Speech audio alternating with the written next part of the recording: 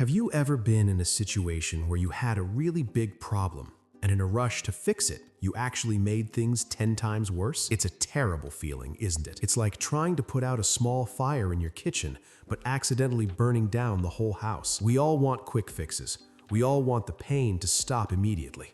But sometimes, the cure is actually more dangerous than the disease. Today, I want to tell you a story about a family that made a fatal mistake by choosing the wrong friend and the wrong solution. It's a lesson that might just save you from making a disaster out of a difficult day. Our story starts in a place that looks like paradise.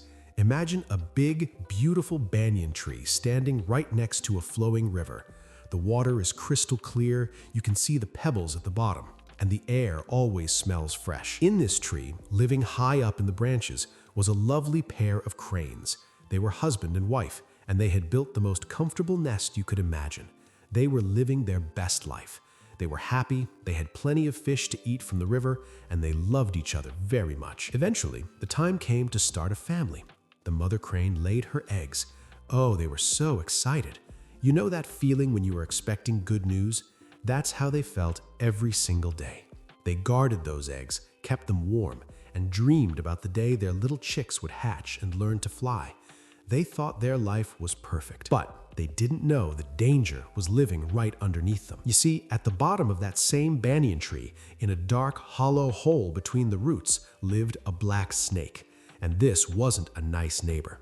This snake was cruel, and he was always hungry. One day, while the parent cranes were away gathering food for themselves, the snake slithered up the trunk. He moved silently, scale over scale, until he reached the nest. He saw the eggs, and without a second thought, he ate them all. When the cranes came back, they were heartbroken. They saw the empty shells. They cried and cried.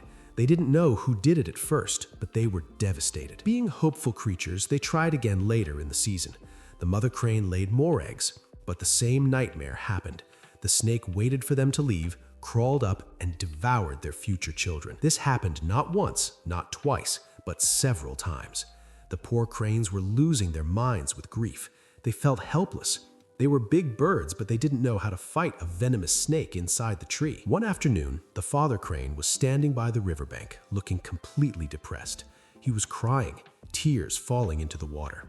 A crab who lived nearby and knew the cranes crawled out onto a rock. The crab asked, "Hey, why are you crying?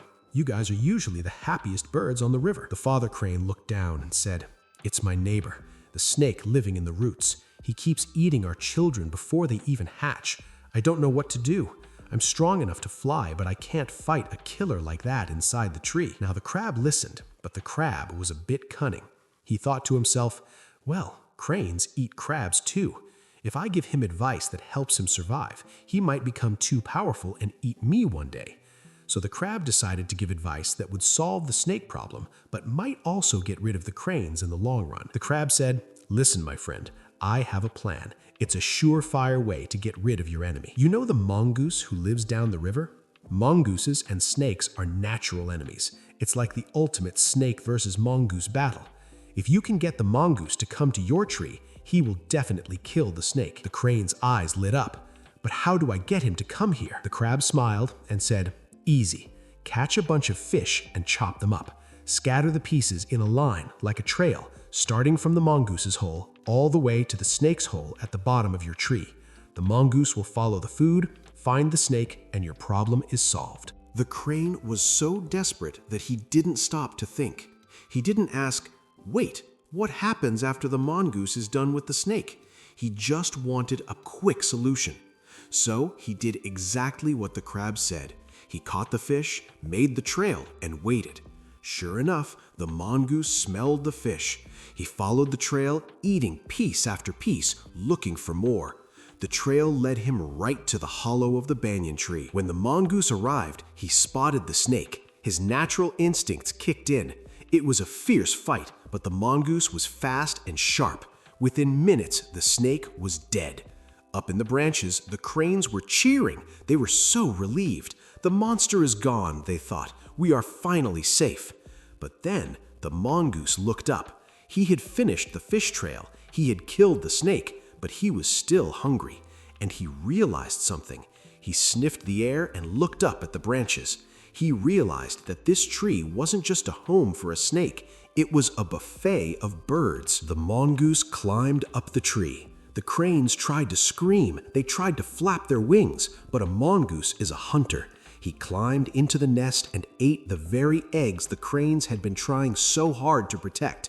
And not just the eggs, eventually he made that tree his hunting ground. The cranes had traded a bad enemy for a much worse one. This brings us to the most important part of today's video.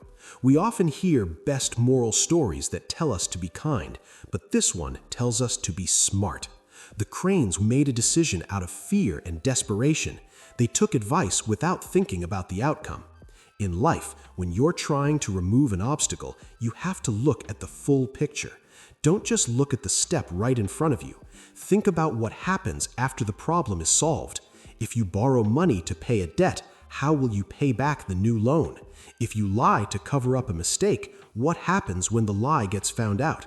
So the next time you face a tough situation, take a breath. Don't rush. Remember, true wisdom comes from understanding that every action has a reaction.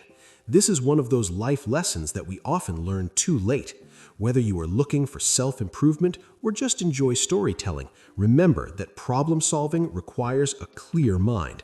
These ancient fables and bedtime stories aren't just for entertainment, they are a guide for success mindset. I hope this motivational video helps you make better choices. If you enjoyed this story and want to hear more moral stories in English that can help guide you, please smash that like button and hit subscribe. It really helps me share these messages with more people like you. Stay wise, and I'll see you in the next video.